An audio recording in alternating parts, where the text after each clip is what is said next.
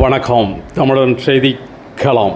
சீர்காழி அருகே வரலாற்று சிறப்புமிக்க பூம்புகாரில் அகழ்வாராய்ச்சி பணிகள் தொடக்கம்.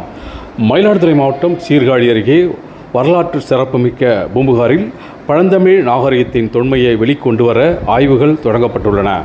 இந்திய கடல்சார் பல்கலைக்கழக உதவியுடன் தமிழ்நாடு தொல்லியல் துறை சார்பில் பேராசிரியர் கே. ராஜன், தமிழ்நாடு தொல்லியல் துறை இணை இயக்குனர் சிவானந்தம், தமிழ்நாடு தொல்லியல் துறை இணை இயக்குனர் யதீஷ்குமார் தலைமையிலான 20 பேர் கொண்ட குழுவினர் ஒரு விசைப்படகு, 2 ஃபைபர் படகு உதவியுடன், ஆழ்கடல் ஸ்கூபா டைவிங் வீரர்கள் உதவியுடன் பூம்புகார் கடற்கரையில் இருந்து சுமார் 20 நாட்டிக்கல் தொலைவில் கடந்த ஒரு வாரமாக ஆய்வுப் பணியில் ஈடுபட்டு வருகின்றன. ஆய்வுப் பணிகள் நடந்து முடிந்த பிறகு அரசிடம் அறிக்கை சமர்ப்பிக்க உள்ளதாக தெரிகிறது. தமிழர் வரலாறு குறித்து ஆழ்கடலில் ஆய்வு செய்யப்படுவது குறித்து தமிழக முதல்வர் மு.க. ஸ்டாலின் பெருமிதம் தெரிவித்துள்ளார். இது குறித்து ட்வீட் ஒன்றையும் தமிழக முதலமைச்சர் மு.க. ஸ்டாலின் பதிவிட்டுள்ளார் என்பது குறிப்பிடத்தக்கது.